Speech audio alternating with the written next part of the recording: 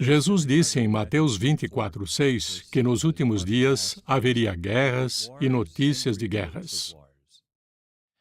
E no versículo 7, ele disse: nação se levantará contra nação. Estamos vendo isso acontecer em nossos dias. Uma guerra sempre tem dois lados, que lutam entre si, certo? Mas existe outro tipo de guerra, que é o que o texto de hoje fala. Vamos ler sobre isso em Romanos 7, 22 e 23. Esses versículos estão citados no comentário do texto do dia. Eu quero ler esses versículos porque Paulo faz uma descrição interessante sobre uma guerra. É uma guerra diferente. 7:22.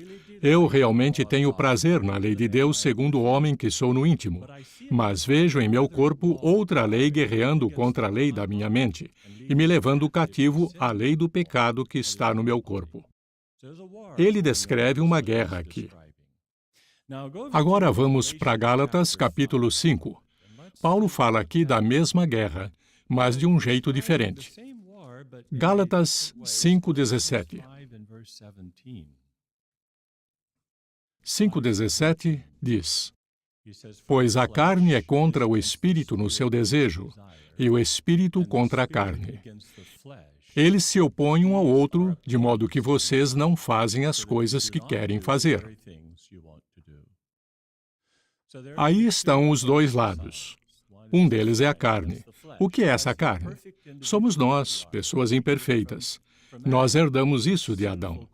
O pecado dele foi passado para os seus pais, para os meus pais. Todos nós somos imperfeitos.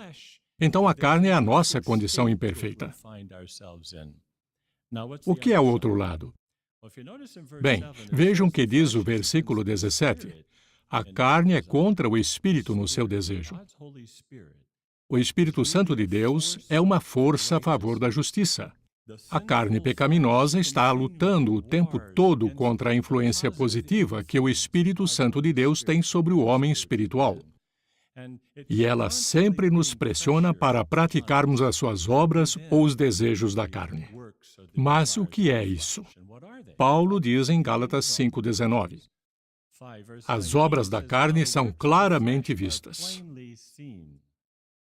Isso é verdade. Como homem ou mulher espiritual, nós sabemos quais são as obras da carne. Paulo descreve algumas delas: imoralidade sexual, impureza, conduta insolente, idolatria, ocultismo, inimizades, brigas, ciúme, acessos de ira, discórdias, divisões, formação de seitas, inveja, embriaguez, festas descontroladas e coisas como essas. Então, temos uma luta constante contra os desejos da carne que vem com a nossa imperfeição. Assim, como podemos ganhar a guerra da carne contra o espírito? É muito importante ter uma estratégia. Ninguém ganha uma guerra sem estratégia. Vamos ver um exemplo de estratégia numa guerra de verdade. Está em Juízes, capítulo 6. Ali fala da guerra entre midianitas e israelitas. Qual era a estratégia dos midianitas? Segundo o versículo 4, era destruir a comida e acabar com os animais. O versículo 4 diz: acampavam contra eles e destruíam os produtos da terra até Gaza. Não deixavam nada para Israel comer, e não deixavam ovelhas, nem touros, nem jumentos. A estratégia deles era matar os israelitas de fome. Mas qual era a estratégia dos israelitas? Vejam o versículo 2. Midian dominava sobre Israel. Por causa de Midian, os israelitas fizeram para si esconderijos nos montes, nas cavernas e nos lugares de difícil acesso. Eles se esconderam. Que estratégia estranha! Jeová disse: desse jeito vocês não vão ganhar a guerra. Depois, Jeová deu uma estratégia melhor. Ele disse para Gideão usar 300 homens com jarros grandes e buzinas. E foi exatamente isso que fizeram. E o resultado nós sabemos. Os midianitas foram completamente derrotados. Então a pergunta é: quem vai ganhar a guerra que estamos lutando? Essa guerra é bem diferente porque os dois lados estão dentro de nós. Que estratégia vamos usar contra nós mesmos? Como pessoas espirituais, temos de manter o nosso lado carnal sob controle. Por exemplo, talvez uma pessoa carnal sinta uma atração imprópria por alguém do sexo oposto. Ah, olha lá! Ela está ali. Vou tentar chegar mais perto. O que está acontecendo? O homem carnal está usando uma estratégia para enfraquecer o homem espiritual. Cadê a pessoa espiritual nessa hora? Está escondida, como os israelitas dos midianitas? Isso nos lembra de Davi. Lá do terraço, ele olhou para Batseba. Ela estava tomando banho. Ela era linda. Aquela olhadinha acabou em adultério. Como alguém espiritual agiria numa situação assim? Essa pessoa tem que partir para o ataque. Não dá para ignorar o perigo e se esconder numa caverna. É preciso criar uma estratégia com antecedência.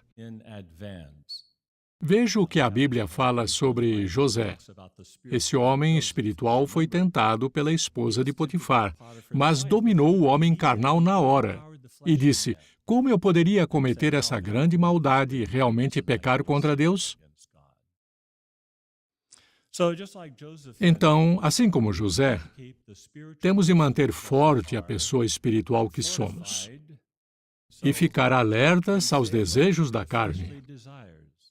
Porque a pessoa carnal que somos está sempre tramando contra o homem espiritual.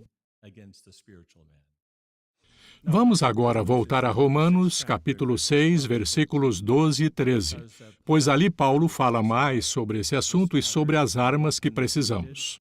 Romanos 6, 12. Portanto, não deixem que o pecado continue a reinar em seus corpos mortais, fazendo com que vocês obedeçam aos seus desejos. Nem continuem a apresentar os seus corpos ao pecado como armas da injustiça, mas apresentem-se a Deus como pessoas que passaram da morte para a vida. Apresentem também os seus corpos a Deus como armas da justiça. Sabem, nesta guerra, temos de identificar os desejos pecaminosos que nos influenciam. Nós temos de rever a lista das obras da carne e descobrir para que lado o homem ou a mulher carnal que somos pode estar nos levando. E, então, por meio de oração e estudo, ficar preparados com as armas da justiça para combater o inimigo que mora dentro de nós. Com respeito às guerras literais, desejamos muito ver o cumprimento de Isaías 2:4. Nação não levantará espada contra nação, nem aprenderão mais a guerra.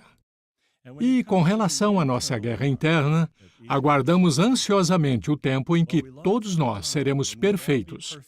E então poderemos dizer sobre essa guerra que já dura muitos, muitos anos: nós vencemos a guerra.